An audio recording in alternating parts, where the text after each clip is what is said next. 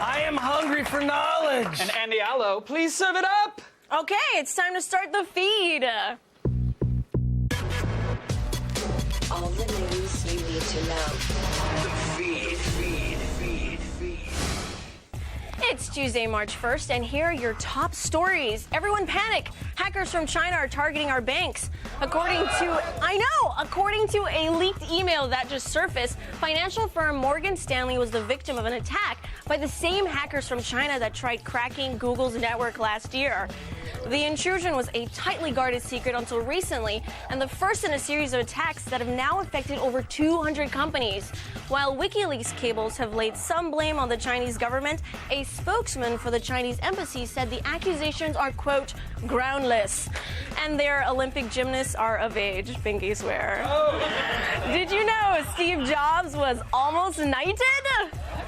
Keyword almost. The iconic CEO was supposed to receive the British honor in 2009 for his contribution to consumer technology.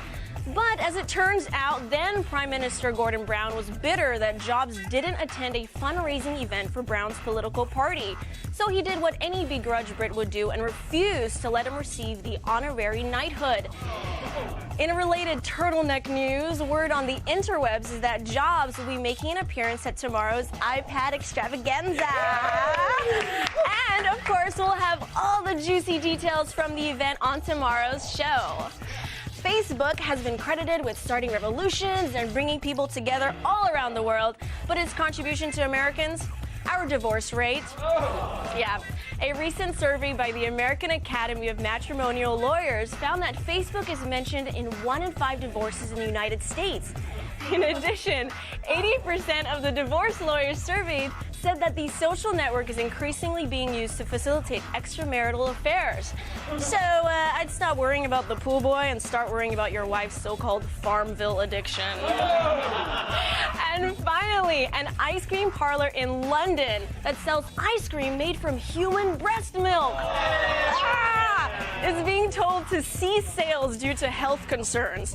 Officials from Westminster City Council recently confiscated the shop's supply of their Baby Gaga flavor due to local complaints about selling food made from other people's bodily fluids, which could carry viruses like hepatitis. Serious. The shop insists that the creamy frozen lactate is completely sanitary. I just threw up in my mouth. I'm Andy Allo, and you've just been fed. Now it's back to Kevin and Chris. Thank you, Andy Allo. Appreciate it. Oh, I got it's Andy Allo. Oh, hello, Andy Allo. Hey. Thanks, guys. Right now it's time to start the feed. All the news you need to know. The feed. It's Wednesday, March 2nd, and here are your top stories that aren't related to the iPad. Google has pulled almost 24 apps from the Android marketplace due to a malware infection. I know, the affected apps are all free knockoffs of popular games and utilities from the same 3 developers, and they've been downloaded a combined 200,000 times. The infected apps apparently steal phone data and act as a Trojan that opens the phone's pipelines for more malicious software. Of course, this highlights an issue with Android's open policy and lack of regulation, whereas Apple individually screens every app that is submitted, so chalk one up for Apple. Yay! Are you still pissed off that you didn't get that gamer tag you wanted when you signed up for Xbox Live? Yeah. Me too. Well, you might still be able to get it! Major Nelson recently announced that Microsoft is going to start bringing back previously used and unavailable gamer tags and putting some of them back up for grabs. He says the process will take some time, but if you're eyeing a new tag, you should check back regularly. So, Foxy Gamer Mama, here I come. But gamer tag, schmamer tag, you don't just want to play video games, you want to make them. So lucky for you, the Princeton Review just released their picks for the top video game design schools in the country. At the very top is the University of Southern California School of Interactive Media and Computer Science. The rest of the top 5 includes the University of Central Florida, SMU, the Rochester Institute of Technology in New York, followed by Drexel University in Philadelphia. So yes, kids, it's true. You can go to school to play video games and write a term paper titled The Evolution of First-Person Shooters. because dreams do come true. And finally, it turns out that farting apps are pretty lucrative business. They are. And now you too can get a piece of the pie and buy out iFart. The company behind the most popular flatulating app is up for sale on eBay. The current price is hovering around $55,000 and still has 8 days left of bidding. But if you want, you can buy it now for $1 million. Hey! iFart creator Joel Combs said, quote, "It's time to pass the iFart baton to a company or individual that desires to take it to the next level." Hey Joel, I'll show you how to take it to the next level. I'm Andy Allo, and you've just been fed. No. It's gonna take two on that one, Andy. I think you got better, Andy. I'm not gonna lie. I saw rehearsal. Oh, what? Come on, you're gonna bust me out? All right. Yeah. Okay, go. Back to you guys. Thank you, Andy. Honestly, Candace, might you be interested in a spot of news? Yes, quite. Oh, Andy Allo, please. Thanks, guys. Thank you. Right now, it's time to start the feed. All the news you need to know. Feed. It's Monday, March 7th, and here are your top stories. If you've been to GeoHot's website to learn about hacking your PS3, Sony is looking for you. Watch out. A federal judge recently approved a subpoena request from Sony that will force YouTube, Google, Twitter, and Bluehost to cough up any information regarding prolific PS3 hacker George Hotz, aka GeoHot. That means anyone who accessed his website, commented on his blog, downloaded tools to hack their PS3, or even watched one of his videos on how to do so are now a target for Sony, with possible legal repercussions. There's no indication of what the legal action would be, but Sony has previously threatened to sue anyone who posted GeoHot's tools. So it might be time to trade in that PS3 for an Xbox, guys. A wave of malware infected the Android OS last week, and it got so bad that Google had to activate a kill switch. Ooh, the so-called kill switch allowed. It is. It makes it sound like that.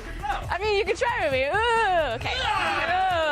The so-called kill switch allowed Google to remotely access Android users' phones and remove or replace the infected software without even the users knowing. While Google has previously discussed the switch before, they've never had to deploy the measure to this extent. And even though Google used the switch to remove malware, it raises a lot of questions about security and privacy issues.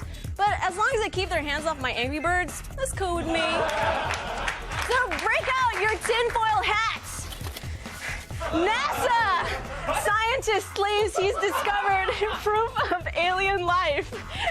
Dr. Richard Hoover says he's found traces of fossilized alien bacteria on a meteorite that landed in France in the 19th century. The bacteria is loaded with carbon, yet no nitrogen, and seemingly supports the theory of panspermia, that life exists throughout our galaxy and travels via wayward meteoroids. But don't get too excited. Another NASA scientist made similar claims in '96 that were later debunked. And one biologist is already calling Hoover's findings garbage. But that's okay, because I still believe. And finally, when older men start to experience an uncooperative wangus, they usually go for the blue pill. But the future of fixing junk dysfunction is spider venom. Yes! A bite from the Brazilian wandering spider, commonly known as the banana spider, will make someone lose control of their muscles and could slowly lead to oxygen deprivation. But those who have been bitten by the banana spider have also reported getting mad boners, scientifically known as a priapism. So that gave one physiologist a light bulb over her head, and now she's trying to repurpose the bug juice to treat sexual dysfunction in men and women. Side effects may include dry mouth, diarrhea, upset stomach, and a radioactive-born superpower. I'm Andy Allo, and you've just been fed. Now back to Kevin and Ken. Thanks, Andy. Sandy! Bummer. Guess what? What? It's time for the news. Here's Andy Allo. Thanks, guys. And right now, it's time to start the feed. All the news you need to know. It's Wednesday, March 9th, and here are your top stories. Hacktivist group Anonymous has relaunched Operation Payback, this time setting their sights back on pro-copyright trade groups. The Payback campaign originally targeted and successfully took down the sites of the RIAA and the MPAA, and later shifted its focus to defend WikiLeaks. Now Payback is back to its roots. They've already taken down the website for Broadcast Music International, or BMI, for the influence on intellectual property and copyright legislation. No one knows where they'll strike next, but the group says more attacks are on the way. If you grew up in the 80s and remember Transformers, you definitely remember Voltron, Defender of the Universe. Yeah! Now, over 20 years later, the possibility of bringing Voltron to the big screen has started a Hollywood bidding war. Relativity Media, Paramount, and other studios are trying to get their mitts on the distribution rights for the big-budget adaptation of the cartoon. It's being cradled by the producers behind Christopher Nolan's The Dark Knight Rises, and they intend to give it a similar treatment to Michael Bay's Transformers, although there's no indication of whether or not it will be partially or all CGI. All I can say is, let's go Voltron Force! Like us, you're probably sick of hearing mentions of tiger blood and winning at this point. Well, lucky for you, there's a plugin that'll help get the sheen out of your browsing experience. Tinted Charlie is an add-on for Firefox and Chrome that'll cover up any mentions of or pictures of Charlie Sheen from your browser. The plugin is from the same people who brought us Shaving Bieber, which wiped your browser clean of the pubescent Canadian sensation. To these heroes of webdom, we salute you. Yeah. And finally, air fresheners and scented candles come in all varieties: lavender, jasmine, misty beach, and now cow farts. A woman in Germany has successfully canned the aroma of bovine flatulence to help fill your home with that authentic barnyard smell. The canisters go for about $10 a pop, and the creator says they're meant for people who have recently moved from the countryside to the city and need a subtle reminder of a simpler life. Other planned scents are horse, pig, and manure, because apparently there's a difference. I'm Andy Allo, and you've just been fed. Now back to you guys. Thank you, Andy. That is so disgusting. Who wants a candle that smells like a tube? It's time for the news. And Andy Allo. Of course. Thanks, guys. Right now, it's time to start the feed. All the news you need to know. It's Monday, March 14th, and here are your top stories. AT&T is clamping down on its subscribers' data usage, and we're not talking about wireless. The internet service provider has announced data caps on all DSL and UVerse subscribers. Landline DSL will be capped at 150 gigs a month, while UVerse will have a 250 gig ceiling. Those who go over their limit will have to fork over an overage fee of $10 for every extra 50 gigs. And this sets a frightening precedent for ISPs looking to control how subscribers use their services and risk screwing anyone who streams TV or movies or likes to game online. In other words, not cool. But we'll have more on this story coming up in the loop. Japan is in the heart of a massive cleanup and rescue effort after last week's disaster and is still trying to prevent a nuclear meltdown. Multiple explosions at power plants across the land of the rising sun have prompted a state of emergency and wide-scale evacuations as agencies swing in to contain the leaks and test for radiation exposure. 180,000 people have been evacuated thus far, and about 160 have been reported to be exposed to radiation, including 17 American members of the Navy involved in rescue efforts. While things look bleak, the consensus is that a Chernobyl-style meltdown won't occur, which is good news. Remember, you can lend a hand to relief efforts by grabbing your phone and texting the Red Cross at 90999 to make a $10 donation. Hacktivist group Anonymous has leaked a series of emails that supposedly reveal fraud at the largest bank in the country. Dubbed Operation Black Monday, the group posted a large cache of emails that they say were obtained from an ex-employee of Bank of America. The emails allegedly show that the bank knowingly screwed over homeowners with something called force-placed insurance. The leaked materials were posted on the site bankofamericaSuck.com, which has been up and down all day due to overwhelming traffic. Bank of America reps have responded to the allegations and said, quote, "These extravagant assertions are untrue." And finally, in what's being regarded as one of the biggest acquisitions in the history of mixed martial arts, the UFC has purchased competing promotion Strikeforce. No? Okay. Yay!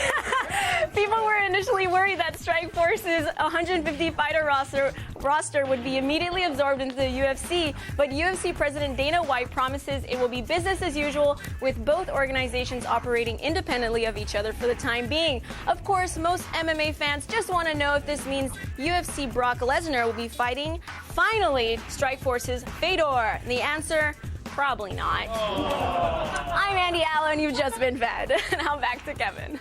Thank you, Andy Allo. Appreciate the news. As you...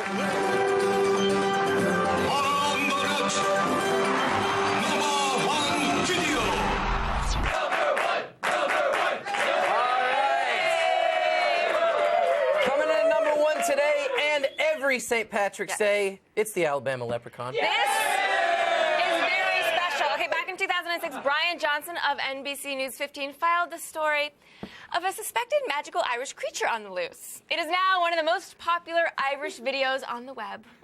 To me, it look like a leprechaun to me. All I gotta do is look up in the tree. Who else seen the leprechaun say yeah? This amateur sketch resembles what many of you say the leprechaun looks like. Others find it hard to believe and have come up with their own theories and explanations. Could be a crackhead that got hold to the wrong stuff. This guy, helping to direct traffic, says he's prepared for his encounter with the leprechaun. This is a special leprechaun flute, which has been passed down from thousands of years ago from my great-great-grandfather who was Irish. I just came to help out. Others just came to get lucky in hopes a pot of gold may be buried under this tree. I'm gonna run a backhoe and uproot that tree. I want to know where the gold is. I want the gold. It's beautiful, isn't it? It is. It has a beauty to it. It's just nice to really celebrate Alabama's rich Irish heritage. Yes, it is beautiful. I mean, few things get us in the Irish mood better than watching those Gaelic scholars join us. Now it's time for the news. And here's Andy Allo with the feed. Thanks, guys. And right now it's time to start the feed. All the news you need to know. It's Thursday, March 17th, and here are your top stories. Happy St. Patrick's Day! But potential partiers, beware. The man might use social media to track your behavior. Due to record arrests in the Northeast, tonight city officials across the U.S. might monitor Twitter to see where intoxicated people are headed and use YouTube videos to build cases against drunken offenders. So here's an idea. Don't shoot a video of yourself being a drunken idiot and post it online. It's that easy.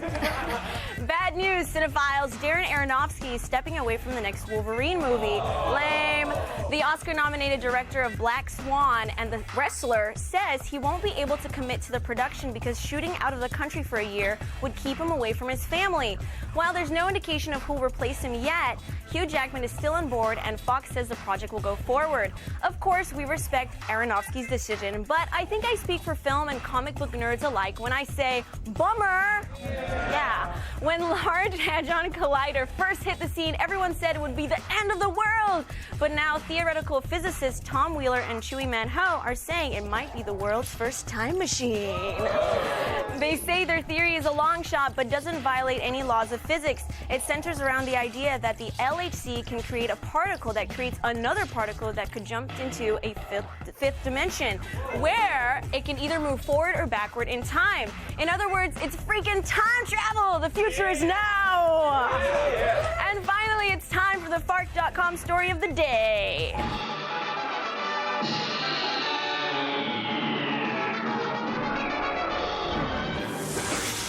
In America, we love our booze. But are you wondering which states are more prone to hitting the bottle than others? Lucky for you, there's a study for that.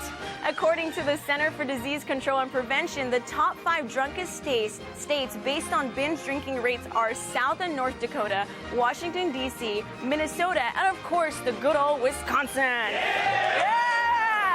The land of beer, cheese, and more beer. I'm Andy Allo, and you've just been fed. And now, back to Clark and Morgan. Today's robot news features a cell phone that's designed to let you, quote, feel and touch. Hi, Hi, I'm Andy Allo. It's Friday, March 18th, and here are your top stories. NASA wants to shoot space junk with freaking lasers! Woo!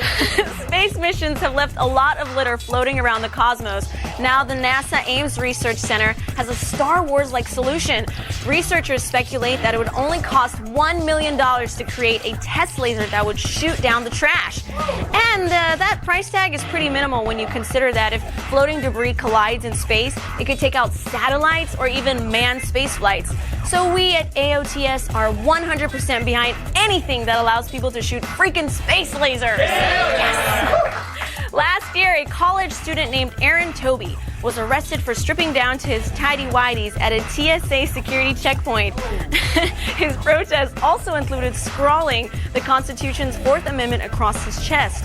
Of course, the Fourth Amendment is the one law that outlaws unreasonable searches and seizures. Since then, misdemeanor charges against him have been dropped, but now the student is suing Homeland Security, the TSA, and the airport. He's seeking $250,000 in damages. I know, though he was still able to catch his flight on time. And finally, scientists have created a mind-controlled backpack for roaches. Yes, in the Did We Really Need That department, a team of U.S. inventors for a new company called Backyard Brains proudly unveiled the Robo Roach. It's a remote control for La Cucaracha, developed using a kid's toy called the Hex Bug. Basically, the backpack sends electrical impulses to bugs that make them turn left or right. So, while it sounds silly, researchers say the remote and backpack combo could help scientists study, quote, mysteries of neurons and action potentials, or just make roaches run around in a circle. I'm Andy Allo, and you've just been fed. And now back to Clark and Morgan. Bring us the news, Andy Allo. Thanks, guys, and it's time to start the feed. All the news you need to know. Feed. It's Monday, March 21st, and here are your top stories. All bow down to the big three. AT&T is buying T-Mobile, leaving Verizon and Sprint as the only other wireless carriers in the U.S. Seriously, the $39 billion acquisition. It was $39. That'd be awesome.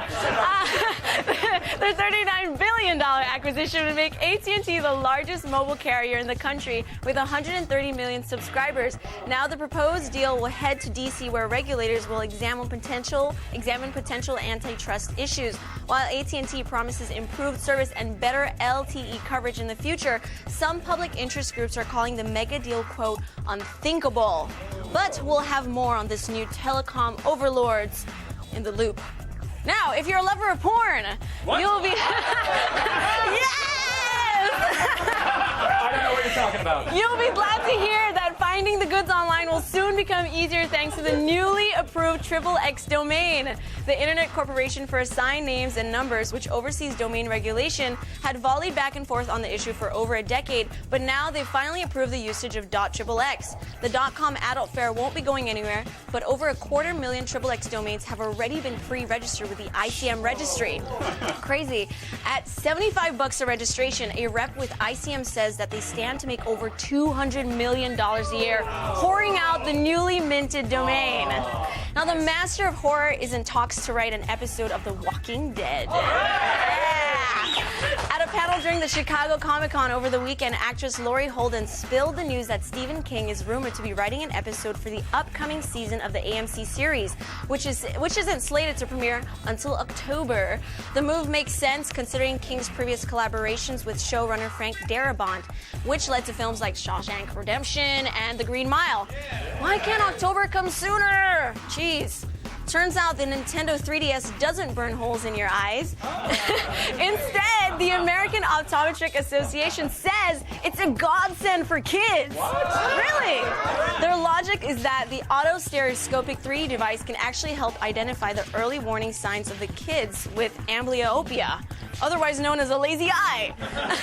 The AOA has actually endorsed the 3DS and said that it's safe for normally developing children to use, despite Nintendo's warning label that suggests children under 6 should stick to 2D mode. If this sounds a lot like a dentist suggesting a healthy dose of candy be a part of your kid's everyday diet, That's because it is. And finally, a rumor is circulating that Microsoft's next Xbox will be arriving in 2015. Tipsters caught wind of an online portfolio listing from an industrial designer, Ben Peterson, that described a hardware project for Microsoft slated for a release in 4 years. But it doesn't matter because we all know the world's going to end before then anyway. I'm Andy Allo, and you've just been fed. Over to Kevin we go! Thanks, Andy. Here's Andy Allo. Thanks, guys. Real quick. We're just gonna close up Andy real quick. You guys get in there. Pale face.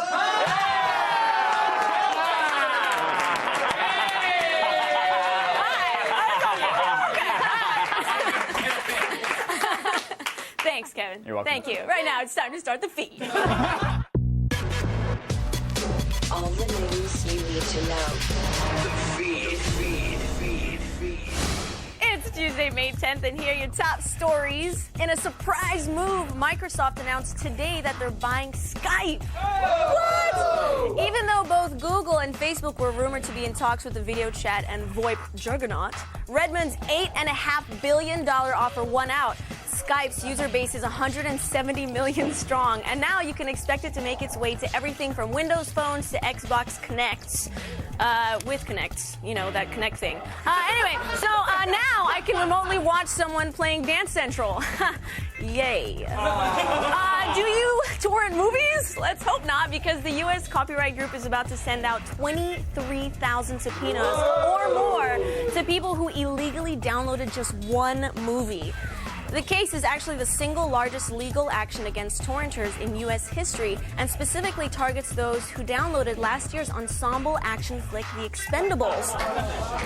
If you're caught, damages can reach $150,000 per infringement. All in all, the feds are targeting over 140,000 torrenters for downloading movies and, of course, porn. Which means I think I owe my lawyer a call. And finally, in the future, we'll all be driving flying cars and eating Taco Bell in pill form. But we will also be charging our phones just by talking to them. Really, really loudly. Researchers in South Korea say they've discovered a technique that converts the energy of sound waves into electricity. Unfortunately, at this stage, it's not really practical. The ratio of decibels to energy output would mean you'd have to yell into your phone to get enough juice to power the device. Your voice would have to reach 100 decibels, the level of loud traffic, just to get like a paltry 50 millivolts. But I don't know what a millivolt is, so it doesn't really matter. So, which is enough to power nothing. So thanks, scientists. I'm Andy Allo, and you've just been fed. Now over to you guys. Thanks, Andy. Parking here at E3 sucks, but luckily Ford has hooked me up with amazing rides and a sweet parking spot right here at the Fiesta Social Club. I mean, they said I can pretty much do whatever I want. Thanks, bro. Yeah. I mean, check it out. They've got taxidermy. They're making limited edition posters. Taxidermy, a bar. They had a DJ. Yeah. And when I'm done tearing it up here, we're going to be checking out From Dusk. Stay tuned. G4's live coverage of E3. You guys think gaming's easy? This stuff takes work. So keep watching as I school all the gamers here at E3. Hey!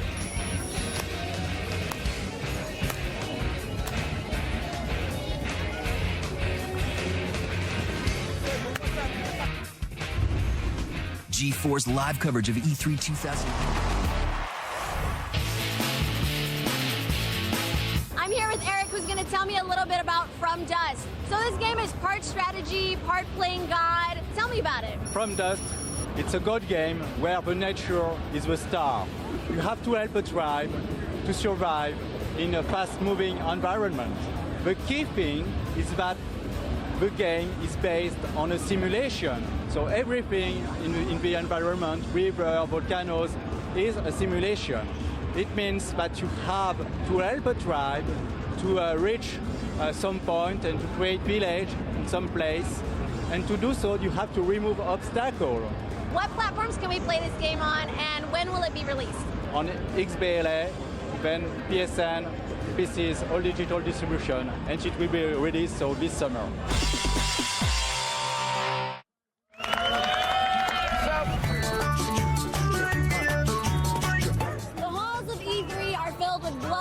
And destruction, but I think I just found something happier right here on Sesame Street, Once Upon a Monster.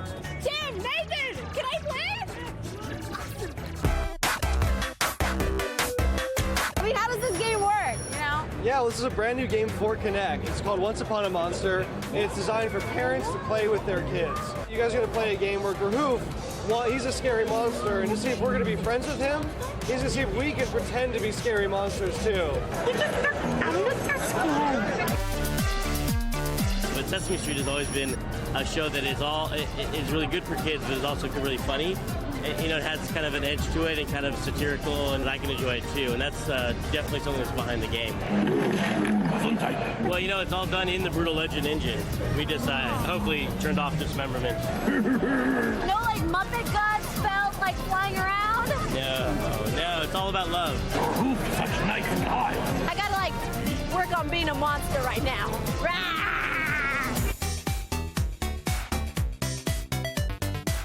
Well, thank you guys so much for holding on to the mic for me. This program has been brought to you by the letter G and the number 4. I'm gonna be a monster now. Check it out.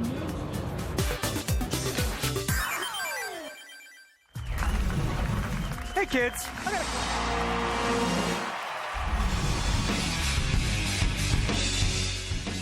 I'm here at UFC personal trainer and some guy's trying to give me tips. Oh, hey. How you doing? Great. Can you hold this for me? I think I want to work on this here. Well, if you go through these workouts, it will put you through a real workout, and you will get in shape if you do it enough. Is this a good stance? Well, you want to be more for a fight stance. You don't want to have it offset. So you little off. Okay. Up here. Like this? Now you're ready. So now you got that's straight, right? Uh-huh. Now hook. Now hook the other way. Knee. Oh. Is that? You're also here promoting UFC Undisputed 3, right? So tell me a little bit about that game. It's pretty cool. I mean, it's got some new stuff. They got that new, when you're new to the game, it's got an amateur version of using the controls, which I need. I'm horrible. My son beats me all the time. But also they got the pride game in there. They allow knees to head on the ground, which I wish they'd put back in fighting too. See, I'm going on a rampage here at E3. And I need to know how to kick some butt. Well, if it's a finishing move, the finishing move for me is going to be overhand right. So okay. It's just an overhand. You're like throwing a baseball. Make a fist and like throwing a baseball. We're going to... All right, back here. There you go. Yeah.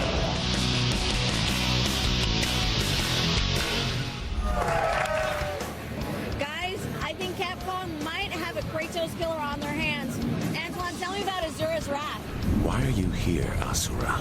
Asura's Wrath is a brand new action game from Capcom. It's an original IP, and we are trying to redefine the action genre with this game. We're bringing more to the mix. We're bringing shooter mechanics, platforming mechanics. Another example, it's always dynamic cutscenes. The player will always have something to do during these cutscenes. The graphics look incredible. In terms of visual style, Asura's Wrath is a mix of Asian mythology and science fiction. A world like that is not worth saving!